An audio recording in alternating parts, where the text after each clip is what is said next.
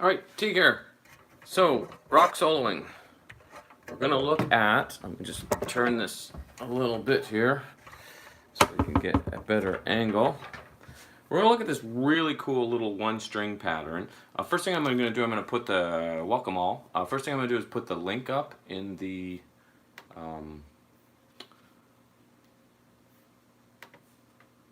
chat here, so you can click on the link. Let me know if you're able to get to this, because there is a chance you may not be able to, because I'm trying something a little bit different, but we'll see what happens here. Let me grab the live stream. Okay, here we go. So I'm going to throw the link in there right now. Okay, there we go. The link is in there, so somebody can let me know if you can get to that link or not, and if it opens. If it does not open, I know why it does not open, in which case I'll fix it. So anyway, we're going to jump in. This is basically using, so I'm just titled this live stream Rock Soloing, because we're just taking ideas from rock solos, like cool rock solos, and trying to incorporate them into our own playing. So this particular one is using just a scale on one string, and for anybody who's followed me for a while knows I spend a bit of time working on scales on one string, because it lets us get to see the relationship between notes when you learn scales, and you get to learn your fretboard. Obviously, it's a good idea to learn scales moving this way on the fretboard, but also going up one string is a great way too. So this little riff is based on a G blues scale. So we're going to build a G blues scale on the G string, and if you're on that, if you're following the link in the description, it'll take you to a page that's going to have a couple graphs here. So the first one is going to be a G pentatonic, minor pentatonic scale, which is going to look like this. So we're just playing the third string, the G string. We have a G, a B flat on the 3rd fret, a C on the 5th fret, a D on the 7th, an F on the 10th. That's our 5 notes. 1, 2, 3, 4, 5. Use whatever fingers you want here for a moment. We're going to talk about different fingerings options in a second, but for now, open G, B flat on the 3rd fret, C on the 5th fret, D on the 7th fret, F on the 10th fret. And then we'll have one more G on the 12th fret if we want to complete it. G minor pentatonic scale. To make it a blues scale is a minor pentatonic scale with what we call a flat 5. So in this case, the 5th note, or the 5th degree of a G minor pentatonic scale, or a G minor scale, is a D. So we're going to add a D flat on the 6th fret. So we're going to go to the same thing we just did. Open, 3rd fret, 5th fret, 6th fret, that's the new note that makes it a blues scale, 7th fret for the D, then F, and then the G again if we want.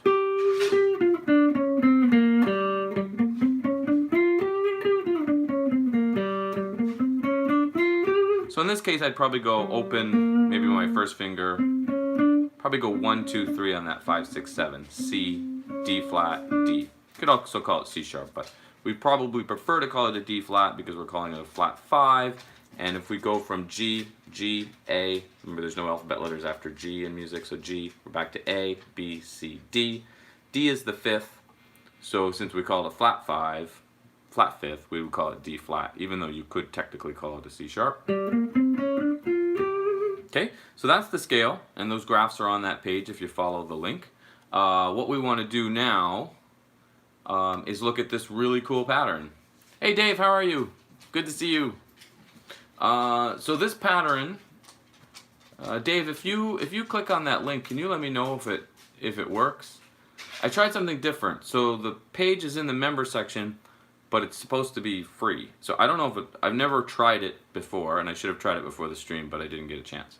Anyway, let's jump in and start working on this pattern. So we're using this G blues scale. The pattern is really cool but actually quite simple. A little bit hard to get fast, but quite simple. There's really only two parts. And again, if you're following the link on the page, you'll see part 1 and part 2.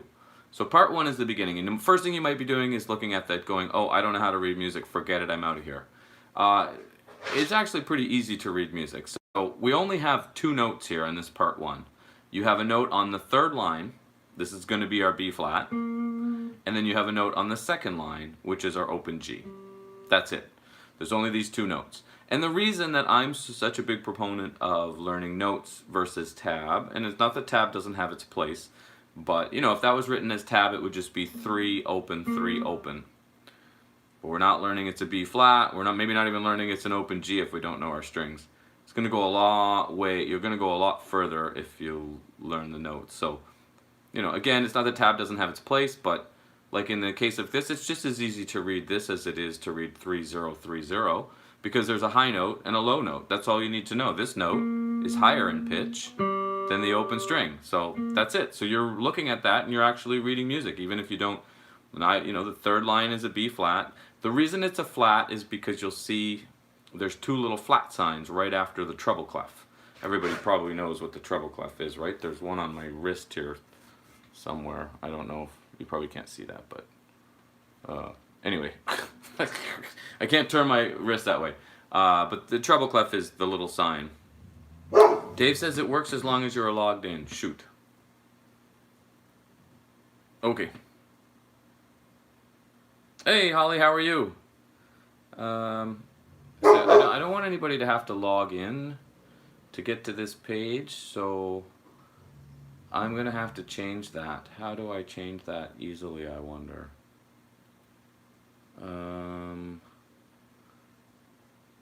I think I maybe know, but I don't know if I should do that right now. I'd like people to have the information, so I kind of feel like I should change it. If I can, let me see if I can change this super quickly.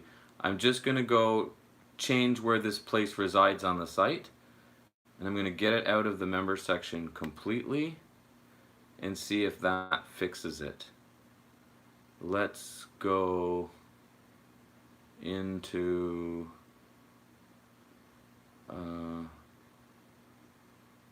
let's try this. I'm going to put it in the live streaming section. Okay, hold on. I'm going to put a new link up. Then guys, let me know if you can get into this without without having to log in, because I don't want people to have to log in. Okay, I think this will work. Let's see if this works. I'm posting a new link up. Let me know if that one, okay, there it goes. Let me know if that one lets you in without having to log in. Thanks for logging in though, Dave, and thanks for letting me know that. Oh, Dave says he made a trailer for his YouTube page and it shows most of his guitars. Sweet. I'm going to totally check that out, Dave. Let's see here. Well, for right now, let's come back to where we're going, what we're trying to accomplish here with this. So, we've learned a G blues scale on 1 string. Helps us learn the fretboard, and this riff is really cool. So we said it's this whole thing, which basically sounds like this. And then it's going to go up higher, but it's just the octave higher, so we're not going to worry about that today. We're just going to work on this first part. Oh, Dave says that worked. Super. Okay, great. So anybody just joining us, the new link, the latest link is the one that you want to click on, and that will get you to the page that you need. I have to rethink how I want to do that, because the page is not residing where I want it to reside, but that's okay. At least we have the information at the moment. Okay, so part 1, we're doing this B flat on the 3rd fret. Now, notice there's a down pick above that B flat, of that higher note. And then there's the little, what's called a slur between those first 2 notes. A slur means you're not going to pick that 2nd note. So if the note was going higher, you would hammer on. If it's going lower, we're pulling off. So when you pull off, you pick the B flat, and then you just pull that finger off that B flat so the open G rings. You kind of have, it's called a pull off because you kind of have to pull your finger down. If you just take your finger off, I mean, you kind of hear it, but not very clear. If you pull down, then we'll hear the B flat a lot clearer. So you'll notice, so we just have the B flat to the G, And then you'll notice there's a down pick on the B flat again. So we're doing it twice. That's it. Piece of cake, right? And these are 16th notes, but you could practice them as 8th notes too. So if they were 8th notes, if our metronome was tick, tick, our 8th notes would be 1 and 2 and 1 and 2 and tick, tick, tick, tick, tick, tick, tick, tick. Meant to have a metronome set up, but I forgot that too. Then our other option is as the 16th is, which is how they're written, which just means you put 4 in one beat. So I can either slow my metronome down a little bit. So maybe if we go about here, tick. So we're gonna have to go 1 E and 2 E and 1 E and 2 E and 1.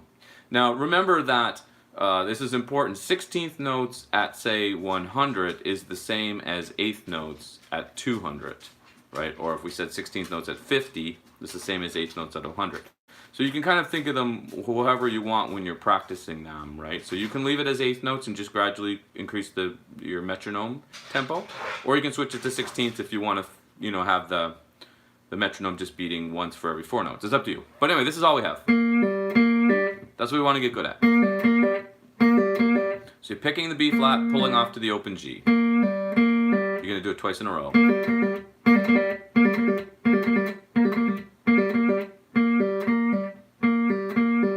So you could just practice the scale doing that.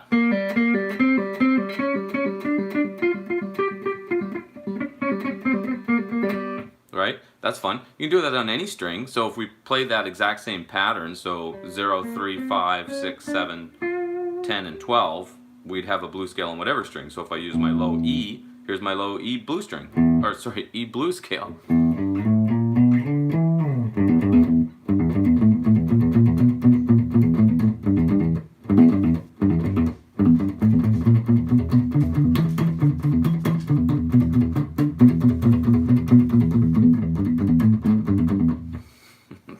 I need to practice those more. But you get the idea. So then you're working on a scale. Hopefully you're kind of telling yourself the note names at the same time, so you're learning the fretboard and the notes that go to that scale, and you're working on a technique. So in this particular case, the technique is simply picking a note, pulling off, picking a note, pulling off. And we did it all the way up the fretboard just for fun. But there's a little bit more to this whole riff, so let's go there now. Now we'll move to part 2, and then we put these two together, and then we have how it works. So part 2 is a little bit different. So it's still that, it's notice if you're with me on the page, and I just got to come back here for a minute because sometimes, okay, no, I think we're good. I just wanted to make sure that I could see anybody if they were typing. Okay, so we're going to hit the open G first. Notice that little symbol there at the beginning of the measure, if you're looking at it, is a quarter note rest. That's beat 1. We're just resting for right now, even though when we put it together, you will be playing part 1 where that rest is. So we have open G. This time we're starting with the open G, and we will down pick it because it's on the beat. And typically we like to down pick on the beat, up pick off the beat, right? Every once in a while I'll break those rules, but we try pretty hard, I think, for the most part, to follow those rules. Now, this time we're going to go to C as the second note. So the C is the third space. And if anybody remembers reading music from elementary school, or if face was the saying we used to use for the spaces, F-A-C-E, face. So if you look at that, it's the third space, which is the C, F-A-C, right? So it's a C, and our C is the 5th fret. And again, there's a graph there on the same page. You notice the first graph is the G minor pentatonic, the second graph is the G blues scale. You can look at either one at this point, really. So C is the 5th fret. So we're going open G. Now this time we are up picking that C. You'll notice the up stroke on the C. So we have to down pick the G, up pick the C on that 5th fret. And then we have a pull off. So you have the open G, down pick, up pick the C, pull off to the open G. That's 3 of our 4 notes. We need 1 more because these are just all 16th notes through the whole thing. You'll notice it's an open G again, but we're up picking it because it's the last of the 4. So technically that G that we pulled off, that would be the down. Remember how when we talk about alternate picking, we're always going down on the strong beats, up on the weak beats, down, up, down, up, down, up, down, up. So even though that third note was pulled off, that would have been a down if we were going to pick it. So that's why we're going up on that last note. So beat part 2, or also beat 2. Maybe I should have called it beat 2, beat 1 and beat 2. Actually, I'm going to reword that because I like that idea better. So down on the G, up on the C, pull off, then up on the G again. It's going to feel a little bit weird to up pick that G, but it's going to be very important, as you'll see in just a moment. So this is beat 2. Down, open G, up the C on the 5th fret of that same G string, pull off, up again on the open G. So we pulled off to the G, right? So all it is G, C, G, G. Down, up, pull off, up. Now we have to work on speeding that up.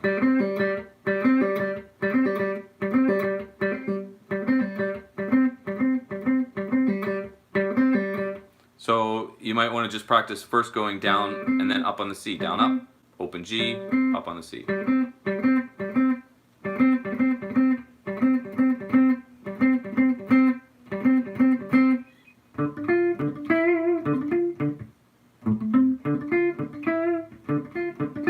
Somebody just asked me to play some Tool. I have a bunch of Tool songs I used to teach years ago that I used to really have fun teaching, and I love that idea. So oh, your name has disappeared off my screen. Let me come back.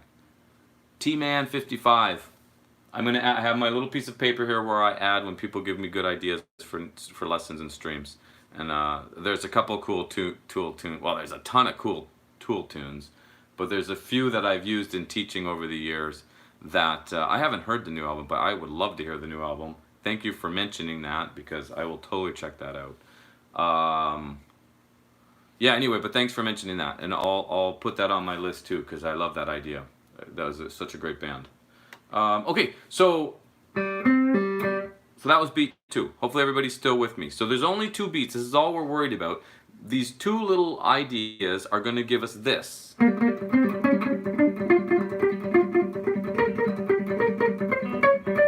little bit different there. Don't worry about that. Yeah, isn't that neat? It sounds super cool, and so you might hear that and go, oh my goodness, I can't play that, or that sounds so complicated. But it's not. It's 2 beats. It's beat 1, right, where we picked the B flat, pulled off to the open G, did that twice. And it's beat 2, where we went down on the open string, up on the fretted note, so in this case the 5th fret for beat 2, pull off, and then up again. That's it. Then basically we're just taking this G blues scale that we learned at the beginning of this stream, and we're playing this pattern all the way up. So we have beat 1, then beat 2, which is now on the C, right? Now when we go to beat 3, we're going to the 6th fret for that D flat, but we're following beats 1 pattern. So in other words, we're going pick, pull off, pick, pull off. So the same thing we did on beat 1, but just on the 6th fret instead of the 3rd fret. So if I put the first 3 together, neat, which means that beat 4 is the same as beat 2. So that will take us to the 7th fret, but we'll go open string first, up pick the D, pull off, up pick that open string. So again, exactly the same thing we did on the C, but on the D on the 5th fret, 7th fret, sorry. C was on the 5th fret, D's on the 7th fret. So if I look at beat 3 and 4 here, I'm going,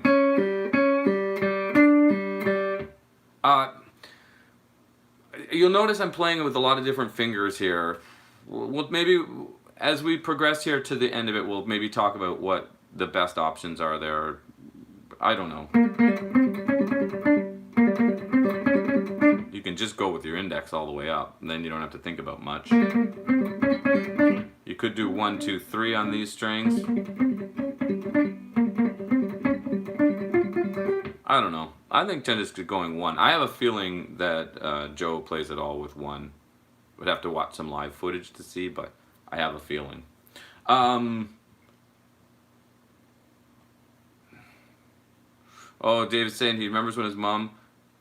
Wait, I lost it. They don't stay on my screen very long. I remember my mom making me take her to see Tool. She was 65 at the time. Wow. Isn't that crazy? Yeah, such a cool band. And then Perfect Circle, member, that was his other thing. Okay, so let's bring this all together. So that's the riff, right? Pretty neat. And I think the important thing, and this is what I try to get across in all my videos and all my lessons and the site, is that sure, it's cool to learn cool songs, and it's cool to learn cool riffs, and it's cool to learn cool solo parts, right? But the idea is to take those things and make them become a part of your playing. So what we're doing here is we're looking at two little patterns, and then we're just putting them together, and then we're using a scale on one string, and then hopefully we can kind of start incorporating this stuff into our own playing. And somebody say, oh, well, that might be ripping off Joe. It's not ripping off Joe. Music is made of 12 notes. We hear the same 12 notes all over and over. Now, if maybe you play that exact, like on the G string in the exact same order all the way up, okay, yeah, maybe then. But odds are you're not going to. You're probably going to remember pieces of it, and they'll find their way into your playing. And the more you practice these little patterns,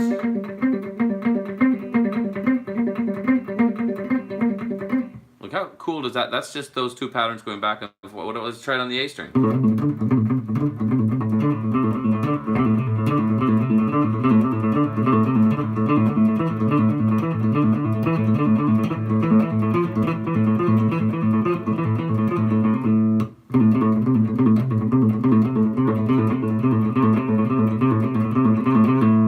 Neat, right?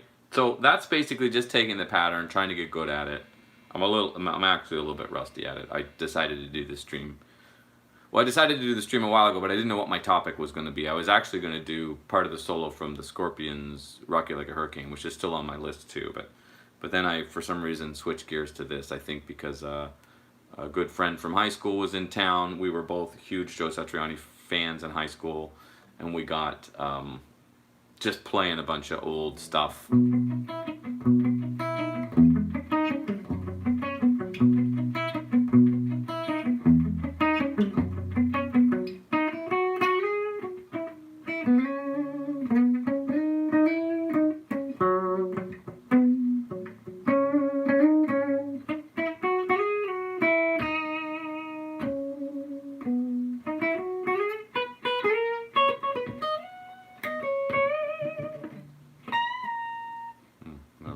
That was cool. But so because he was here in town, he was playing with Corey Gallant. A lot going on there with my buddy Roland. I'll talk more about that later. Actually, the next time they're in town, we talked about hopefully making a plan to have them come in and maybe teach, do one of Corey's songs or something. Might be really cool. Have Corey come in too, maybe even. Anyway, who knows? We'll have to decide. But yeah, so that's where we're going with this. Basically, I'm going to wrap it up in just a few minutes. I wanted to just do a short stream to get back. As always, my plan is to, try to do this weekly, but I find that difficult for whatever reason, but I've not given up hope. So to bring this to kind of the end so that anybody following along knows what we're doing, we're going to go...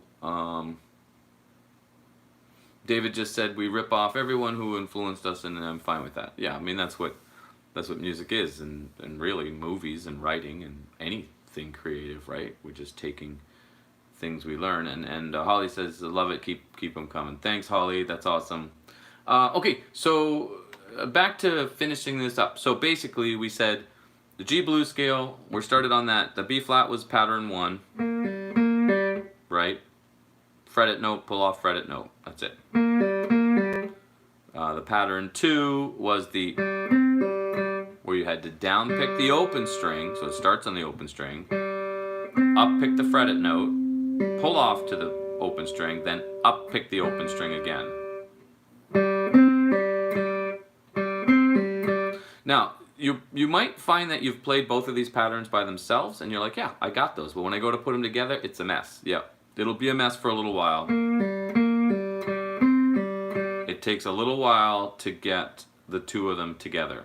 So what I recommend is don't even worry about trying to get all the way up the fretboard. Just do them here in those first two notes with the 3rd and the 5th fret. And again, if you followed me a little bit, you know how I like to practice. So if you do this, what I would do is I would then just practice down picking the G on the start of beat 2. So I'd go tick, tick, tick, tick, tick, tick, tick, tick. That's ticking as if it was 8th notes. You could also do it as 16th notes. Tick, tick, tick, tick, tick, tick. Sorry, I should have a real metronome, but I forgot to bring it. And then I would add my C with that up. And then I pick off an open, pull off to the open G. And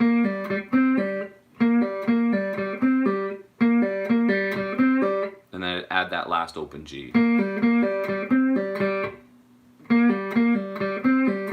So notice what I did? I just basically added one note at a time. I started with beat 1, which I'm assuming most people are going to get fairly easily. And beat 2 that probably are going to get fairly easily by itself, but when you go to put them together, you might all be like, oh my goodness, why can't I put them together? So that's where you just break it down a little bit. So beat 1 with just the beginning of beat 2, pack. Then add the C on the 5th fret with the up. And if you practice beat 2 by itself, you already were doing practicing going down, up, and then together, down, up, down, up, and then pull off to the open G. And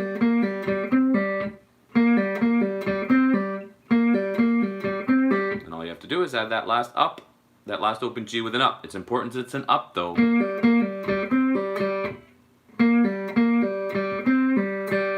that last note, is an up. The reason for that is because when you go to start beat 3, you need to be back with a down to repeat basically what was happening in beat 1, but the 6th fret. And then when we get to the 10th fret, it's like beat 1 again, and then the 12th fret is like beat 2 again. So beat 1 and 2, beat 3 and 4, beat 5 and 6, well actually it's beat 1 and 2 of the next measure.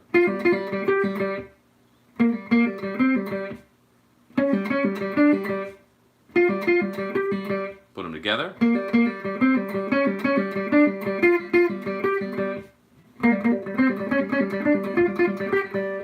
Oops. I'm messing up that last one. And I like to practice it, muting it a little bit.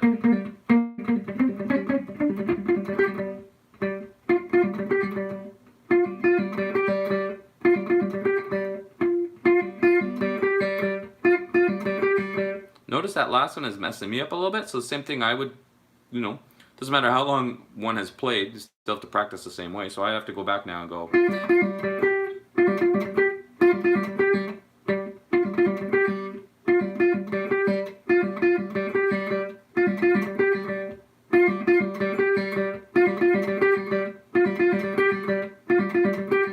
I think it's messing me up because of the open G and the G on the 5th fret, so they're both Gs, an octave apart.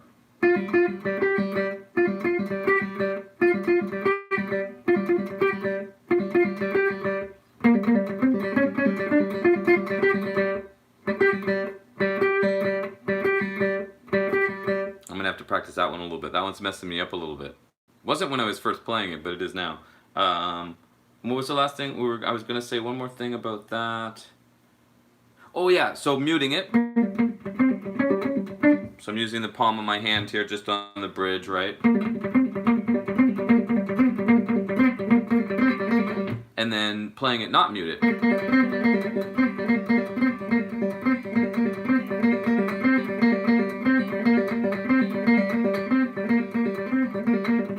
Then you can go practice going back and forth between the two.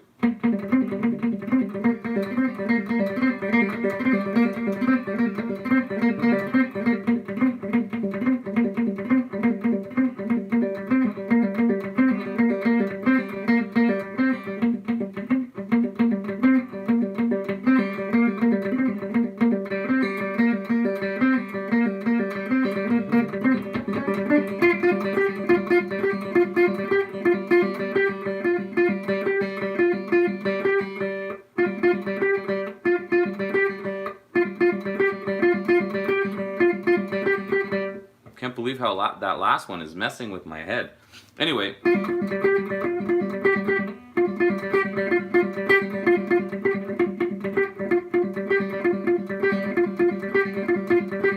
Neat, right?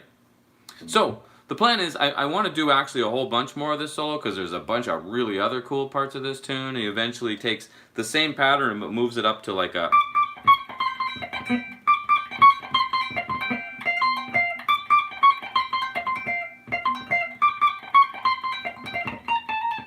I can't remember.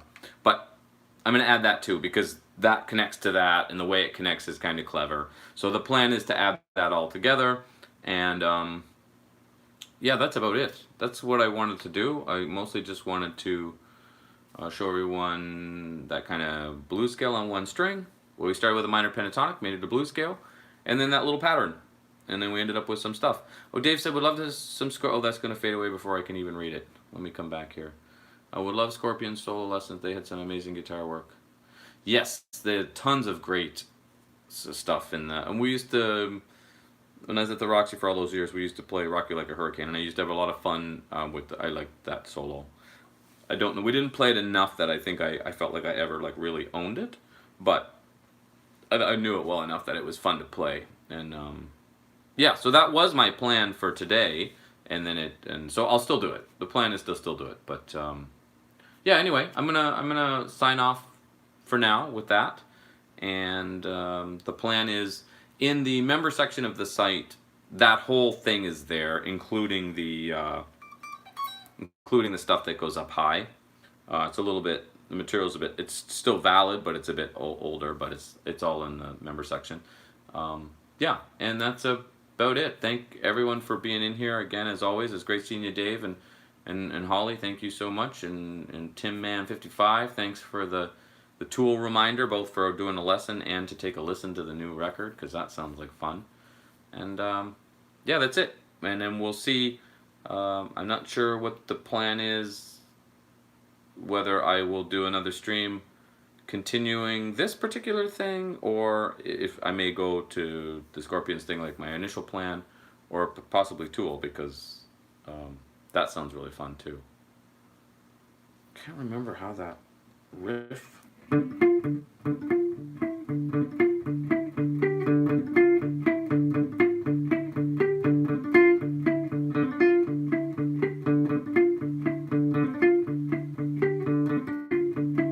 that one's a great, that would make for a great lesson just because of the time.